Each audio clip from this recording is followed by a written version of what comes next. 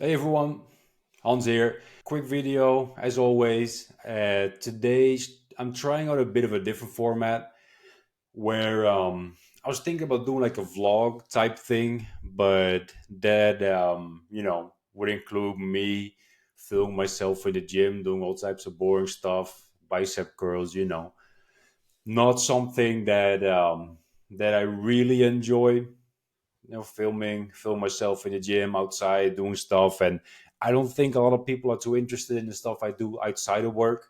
That's an assumption.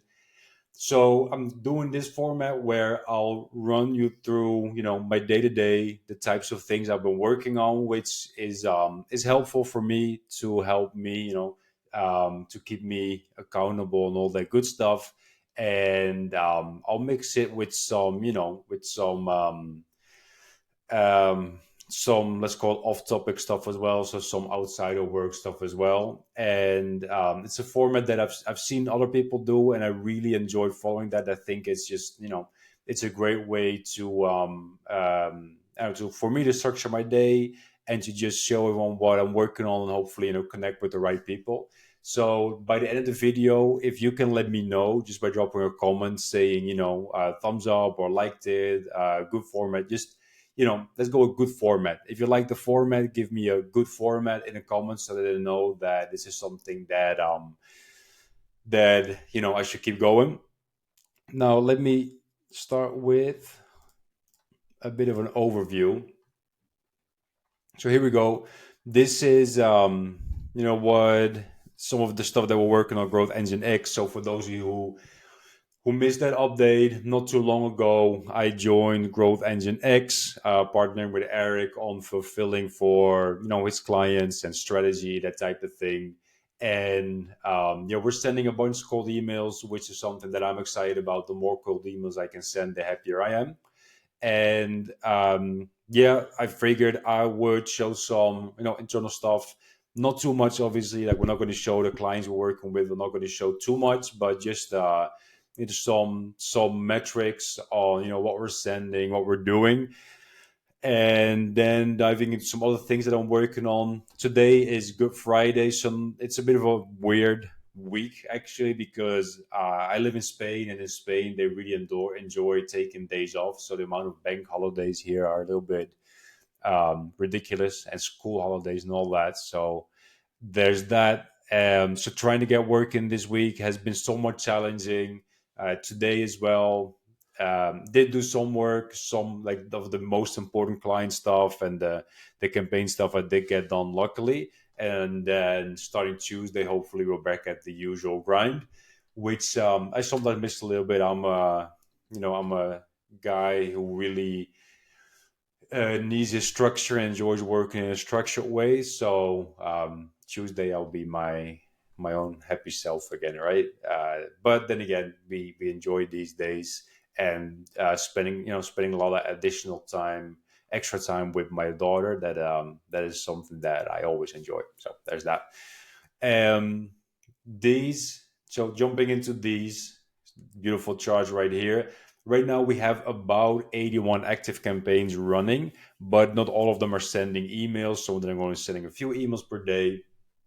Then um, this is roughly the amount of emails that we're sending each day. So some days we're sending about 12K, some other days about 15, 16 to 20K emails per day. And then yesterday, so today is, what is it today? Today is 29, right? So let's start with today. I'm not sure that's accurate, but today we've sent about, let's say, between yesterday and today, we're averaging around 14,000 emails being sent, which feels a bit low. Like, the number should probably be a bit higher, but we did detect some issues today during the campaign meeting, the campaign rundown, where the some campaigns that should be sending weren't sending, so that number should probably go up a little bit. And we're looking to onboard a bunch more clients, so that is a number that I would like to see doubled or tripled within now in a couple of months. And just really running down through all of these with the team, ideally once or twice per week, to just really detect any issues, campaigns not sending. Because when you're doing it at a certain scale, then you want to make sure you have that structure where you're meeting at least twice per week to really go over every client, all the campaigns, everything that's going on. Then today so far, it's early in the US and it's Good Friday. We've generated 2 leads so far across all clients. Yesterday we did 17. Again, not like these numbers are not 100% accurate because we're having some issues getting all the data from Smartlead into ClickUp, because the ClickUp API is just, a little bit exhausting to deal with. And then because you work with so many data sources, like from Smartlead, you want to make sure that everything is tagged correctly and set up properly. From Smartlead, we get it into Google Sheets or sometimes directly into ClickUp. Like, it really depends, right? So there's that. So like all that together, it becomes a little bit tricky to deal with sometimes, but it's worth it to try and have everything in one centralized location, in this case ClickUp. Because the more you have everything distributed across different tools, the more difficult it becomes to stay on top of things. So that's what our days are looking like mostly. Again, where like my main thing is just making sure the onboarding for new clients is as smooth as possible. And we have some really cool things that we're building out where onboarding new clients just becomes a lot easier, but also ideally, they get a ton more value from what we're doing while we're able to automate a lot, like no yeah like as much as we can. So that's like, again, we're ideally looking to double or triple the amount of clients that we're working with, and then at some point increase the price of our offer as well. So that's what we're working on, which is I wouldn't say stressful, but times a little bit anxious to actually get to the point where I want to be, where everything's running smoothly and all that. But that's all part of it. Then something that seems really boring, but it is something that I want to touch on. So there, when it comes to scraping, so this is something that I've been working on, scraping this website. One of our clients asked for it. There's also like a data set that I would like to have for stuff that I'm testing or potentially working on. Is the IBBA, International Business Broker Association, and they have all these business brokers here by state, and we wanted the business brokers, right? And so the thing is, it's a little bit, it's not too easy to scrape all of it. You can use what I would probably use browse.ai, and then because you have to click into the state, and then within the state you go into each page, and then within each page you want to get all the information that you see right here. Now, to set all of that up, like, you would have to first just get all these URLs, like slash state slash Alabama, California, whatever. So slash state. Now those are, that doesn't take long. So you have all the states. Then you want to scrape all of those URLs to get all the pages that they're linking to. And then once you have all the pages that they're linked, that you want to scrape all the individual pages. It just takes some time to set up. I've done it a bunch of times, and I'm getting to the point where I'm thinking, I know how it needs to be done, but it's just to keep tinkering with all these scrapers and all of this. Then it's it gets a little bit, it takes time still, and that's where I see a lot of people go wrong, where you could spend your own time doing that and setting that up and figuring that out, or you could have someone really cheap do it, either manually, or maybe they don't mind spending a bit of time figuring it out and doing it. But there's so many people on freelancer.com, which is what I found to be the cheapest place for you to um, find help in list building and scraping and all that. Just get it to someone on freelancer.com. They either do it manually, and there are like 2.5 thousand in here. If they do it manually within a few hours, maybe a day, it's done. It costs you maybe $20 to $30, something like that, and you get it done. Instead of you spending maybe 1-2 hours on it, trying to set it up, getting it done, and making sure that it's working, those 2 hours or that 1 hour is worth a lot more than $20-$30 I would assume. So just get someone else to do it, which is a really basic point, but I still see a lot of people sometimes not, they want to automate everything. Like, okay, I want to have a scraper do this and that. If it's something that you need once, maybe twice, then just, get someone really cheap to do it. It's not very hard.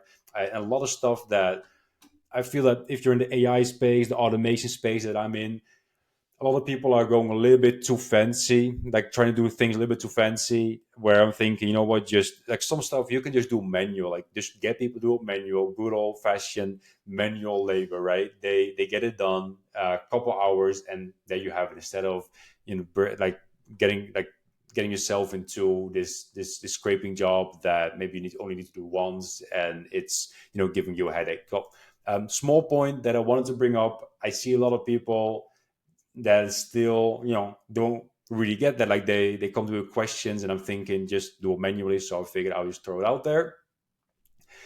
Then to give you another bit of insight about something that I'm working on, so the smart lead api is another api that is at times giving me a bit of a headache. Now what I'm working on a quick automation where if I get a positive response, I have this thing that I'm testing with SendGrid, and I really enjoy testing different things in the wild. So instead of thinking, you know what, would this work? Could this work? I just build it and see if it works or if it breaks, yes or no, before maybe implement it at Growth Engine X or at a larger scale. So I'm testing this now, and whenever there's a positive response, it finds that it sends the webhook from Smartly, the same webhook that probably a lot of you have set up. I have the main lead list in a Google Sheet. It finds the entry, so it gets all the information from there. Then it gets all the information. Like I run it through the company's API, which not sure if people are familiar with, but company's API. It's the company's API.com, which is a great API for you to enrich companies. They have some great data. And then what is something else that I'm doing is then pinging the Smart Lead API and getting, so they have an endpoint to get all the historical messaging data. Now, I know this person sent a reply, but still the history is empty. This is an example of the Smart Lead API just making me think like, what the heck is going on here? So that's something that it will probably take me only 10, 15 minutes to figure out and set it up, but it is something where I know I set up correctly, it's not giving me the data, and it's just, pissing me off pretty much. But then what you have is you can then show a potential client, or you can have maybe a dashboard or an Airtable with the full overview, right? As in, okay, this person who works at this company fully enriched, like their revenue breakdown, traffic, their web traffic, so like a full lead profile, and this is the context because this is the exact reply that they sent. Then you can have all of that in a neat overview, like a dashboard, an Airtable, drop it into Slack, whatever. And that's really helpful for clients or for whatever type of presentation, and it just adds like that little bit of additional value instead of just you got a positive response, here you go, here's a link. So that is something that I will be finishing next week. And that's it, I think, for the work related stuff I wanted to go over. I have one other thing that I saw, and let me pull up the post actually because I liked it, and not joking here, I had the exact same idea because um, I saw a post, right? Let me pull it up. Here we go. Let me pull up this post. There we go, my different screen, right? So I saw this post um, from David, and that reminded me. I saw another post from Ryan Doyle from Sales.co on Twitter, and actually sent it to Eric because he's like Ryan said. I know a guy who's making between 50 to 100 grand per month, generating leads for lawyers. I think it was personal injury lawyers. And he was then trying like programmatic SEO. And I was thinking, you know what? That's interesting. I bet you can do something similar where you check for certain triggers, right? For certain events, and I'll show you how I work with ChatGPT on it. So um, let's see. So imagine there are all these triggers that could indicate that someone would need a lawyer or business financing or whatever. So um, it could be like natural disasters, regulatory changes. Now, what happened with with the bridge, for example, in the U.S. But it could be something as simple as a big storm, where you could say, okay, if there's a big storm, in this case, David says, okay, if there's a like if there is severe weather news, then they might need like this client roofing, I think he said. So they might need like roofing services. You could more or less do the same thing with lawyers, for example, as well, which is potentially a much higher value lead that you can sell because they're worth a lot more. And you look, okay, has there been a flood somewhere? Okay, these people might need legal assistance to help them deal with their insurance. Okay, that's um, a business legal use case that you can then send cold emails for. Or it could be uh, whatever GPT comes up with. If you see something with a data breach, you can use that as a trigger. And a lot of or regulatory changes. So you can basically monitor the news and then have GPT say, okay, is this a negative or positive news event? If it's negative, then figure out who may be impacted and find companies who may be impacted and send them a cold email for either service that your client offers, or maybe generally speaking, for lawyers, and you resell those leads to lawyers. That's what I was thinking. Then David actually posted, I'm using RSS feature for that, so he just plugs it into the news outlet, and filter for like severe weather.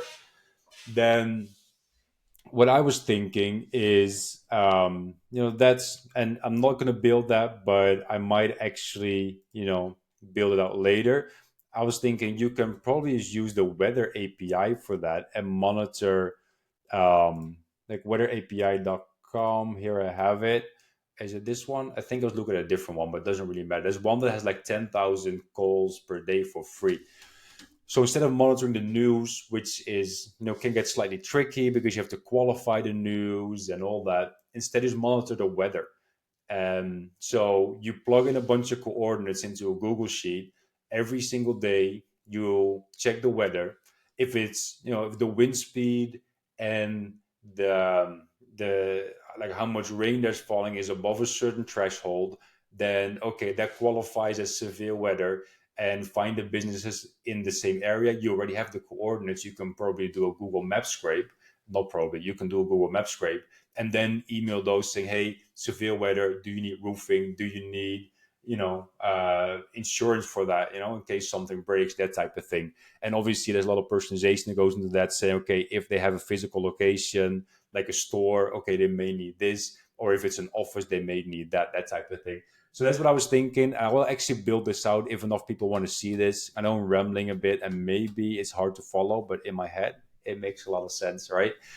So I will build this out to just show people what I mean by that. So if that's something that you're interested in, then drop a weather or something in the comments, and then I'll build that out to show you what that looks like. I thought that was pretty interesting. So that's the latest work related type thing, so called email related type thing.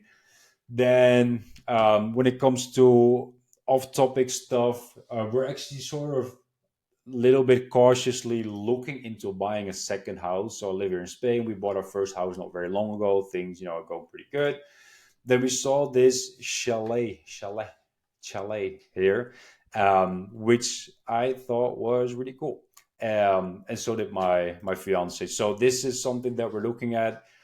And I have this dream of playing in the garden with my kids. And here, you throw some grass in there, some artificial grass because it's Spain, and otherwise you're just playing on yellow grass unless you're making it a full time job to dedicate yourself to towards keeping it green. And I think it's a great little chalet, great little and piece of property.